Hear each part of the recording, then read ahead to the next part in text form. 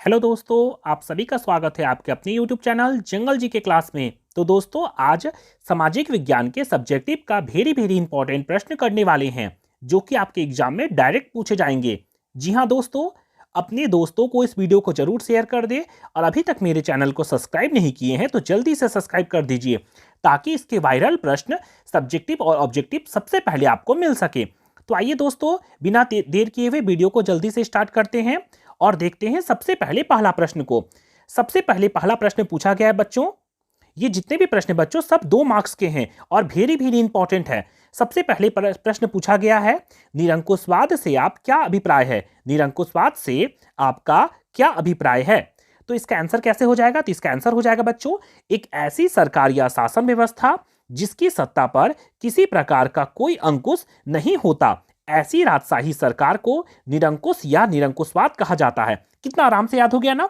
कोई पूछेगा, क्वेश्चन में पूछा जाएगा कि निरंकुशवाद से क्या अभिप्राय है, तो हम लोग बोलेंगे एक ऐसी सरकार या शासन व्यवस्था जिसकी सत्ता पर किसी प्रकार का कोई अंकुश नहीं होता है, ऐसी राजशाही सरकार को निरंकुश या फिर निरंकुशवाद कहा जाता है। आसानी से याद हो गया ना।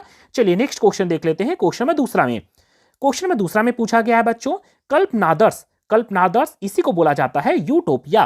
कल्पनादर्श यूटोपिया क्या है? तो इसको कैसे बोलेंगे आंसर में? तो इसका आंसर हो जाएगा, एक ऐसी समाज की कल्पना जो इतना आदर्श है। कल्पनादर्श है ना, तो याद रहेगा एक शब्द आदर्श। एक ऐसी समाज की कल्पना जो इतना आदर्श है कि जिनका साकार होना लगभग असंभव है, मतलब बेवकूफ होना लगभग असंभव है। सिंपल सा है ना।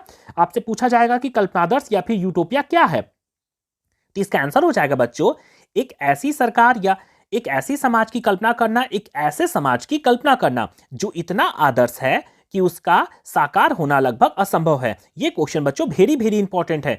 चलिए बच्चों, नेक्स्ट क्वेश्चन देख लेते हैं। क्वेश्चन नंबर तीसरा में पूछा गया बच्चों, जनमत संग्रह से आप क्या समझते हैं? जनमत संग्रह से आप क्या समझते हैं? तो इसका आंसर हो जाएगा बच्चों, एक प्रत्यक्ष मतदान मतलब जैसे हम लोग चुनाव देते हैं ना, उसी तरह का एक प्रत्यक्ष मतदान जिसके जरिए एक क्षेत्र के सभी लोगों से एक प्रस्ताव को स्वीकार या फिर अस्वीकार करने के लिए पूछा जाता है कि तुम्हें पसंद है या फिर नहीं पसंद है। तो जनमत संग्रह किसको बोलेंगे? तो एक प्रत्यक्ष मतदान जिसके जरिए एक क्षेत्र के सभी लोगों से एक कोई प्रस्ताव है उसको स्वीकार है या फिर नहीं स्वीकार है करने के लिए पूछा जाता है, उसी को बोला जाता है जनमत संग्रह। याद हो जाएगा ना। चलिए नेक्स्ट हम लोग क्वेश्चन नंबर 4 को देख लेते हैं। क्वेश्चन नंबर 4 को, इसके थोड़ी देर में बच्चों आप लोग को सब्जेक्टिव के वीडियो अपलोड हो जाएंगे, इसलिए मेरे चैनल को सब्सक्राइब करके जरूर रखें। तो आइए बच्चों 4 नंबर देख लेते हैं।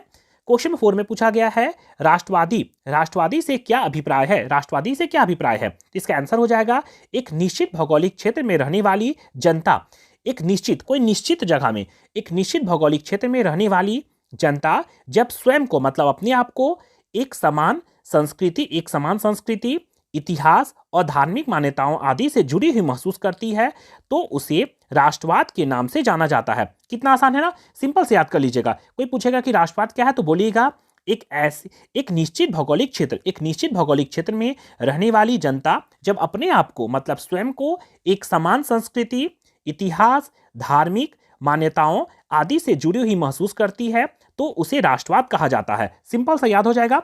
चलिए बच्चों नेक्स्ट क्वेश्चन देख लेते हैं। क्वेश्चन 5 में पूछा गया बच्चों, रूपक से आपका क्या तात्पर्य है? रूपक से आपका क्या तात्पर्य है? तो आप लोग लेसन में जरूर पढ़े होंगे इसमें मारियन और जर्मेनिया, जिसको रूपक के रूप में प्रयोग किया गया था, मारियन और जर्मेनिया को।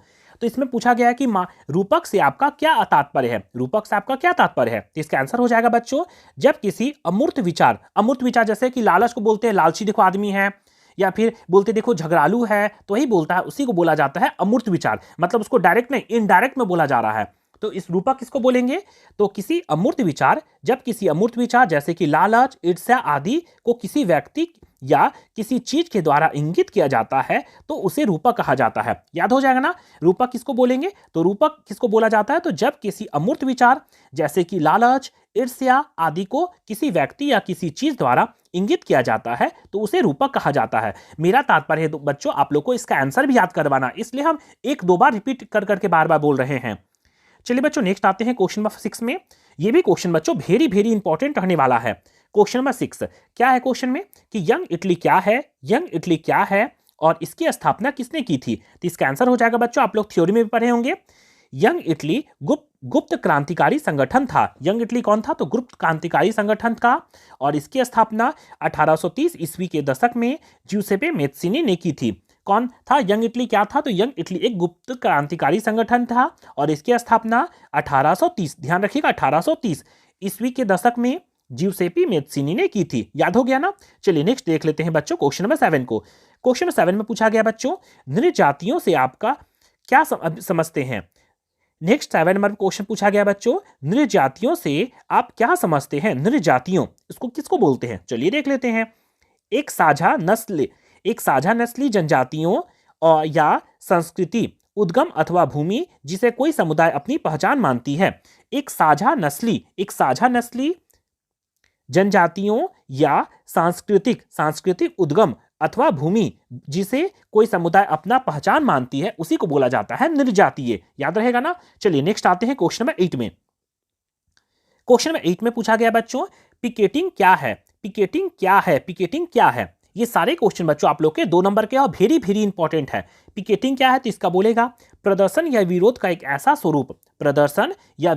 ऐसा स्वरूप जिसमें लोग किसी दुकान, फैक्ट्री या दफ्तर के भीतर जाने का रास्ता रोक लेते हैं, पिकेटिंग कहलाता है। मतलब प्रदर्शन करते हैं तो कोई नेता उता घर को कैप्चर कर लेता है, अंदर जाने नहीं देता है उसको ना, बस वही हो गया कि प्रदर्शन या विरोध का एक ऐसा स्वरूप जिसमें लोग किसी दुकान, फैक्ट्री या दफ्तर के भीतर जाने का रास्ता रोक लेते हैं, पिकेटिंग कहलाता है। याद हो जाएगा ना।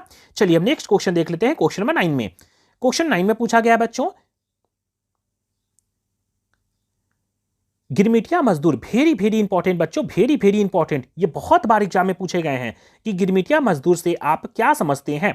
गिरमिटिया मजदूर से आप क्या समझते हैं, तो इसका आंसर हो जाएगा बच्चों, औपनिवेशिक शासन के दौरान बहुत सारे लोगों को काम करने के लिए फिजी, वेस्ट इंडीज, गयाना आदि स्थानों पर ले जाया गया था। बहुत सारे लोगों को काम करने के लिए अलग अलग देश जैसे कि फिजी, वेस्ट इंडीज, गयाना, एक आध को याद आएगा तो इत्यादि कर सकते हैं। फिजी, वेस्ट इंडीज, गयाना आदि स्थानों पर ले जाया गया था, जिन्हें बाद में गिरमिटिया कहा जाने लगा। याद हो गया ना। औपनिवेशिक शासन के दौरान क्या होता था कि बहुत सारे लोगों को काम करने के लिए फिजी, वेस्ट इंडीज, गयाना आदि स्थानों पर ले जाया जाता था, जिन्हें बाद में गिरमिटिया मजदूर कहा जाने लगा। उन्हें एक अनुबंध मतलब एग्रीमेंट के तहत, अनुबंध के तहत ले जाया जाता था। हो गया आंसर। चलिए बच्चों नेक्स्ट देख लेते हैं क्वेश्चन नंबर 10, जो कि हम लोग का लास्ट क्वेश्चन है। क्वेश्चन में 10वां में पूछा गया बच्चों, उदारवाद से आप क्या समझते हैं। तो इसका आंसर हो जाएगा बच्चों, उदारवाद शब्द लातिन भाषा के लीबर शब्द से निकला है। उदारवाद शब्द लातिन भाषा के लीबर शब्द से निकला है, जिसका अर्थ होता है आजाद। याद हो गया ना। उदारवाद किसको बोलते हैं, तो उदारवाद शब्द लातिन भाषा के लीबर शब्द से निकला है, जिसका अर्थ होता है आजाद। इस प्रकार उदारवाद का अर्थ हुआ व्यक्ति के लिए आजादी, कानून के समक्ष सबकी बराबरी। हो गया, व्यक्ति के लिए आजादी और कानून के समक्ष सबकी बराबरी। हमको विश्वास है दोस्तों आप लोग को ये 10 का आंसर याद हो गया होगा, जो कि आप लोग के लिए वेरी वेरी इंपॉर्टेंट रहने वाले हैं। तो ये था बच्चों आप लोगों के 2 नंबर के सब्जेक्टिव वाले सवाल, जो कि एग्जाम की दृष्टि से काफी महत्वपूर्ण है। तो मिलते हैं बच्चों नेक्स्ट वीडियो में, जिसके लिए मेरे चैनल को लाइक, शेयर और सब्सक्राइब करके जरूर रखिए। धन्यवाद।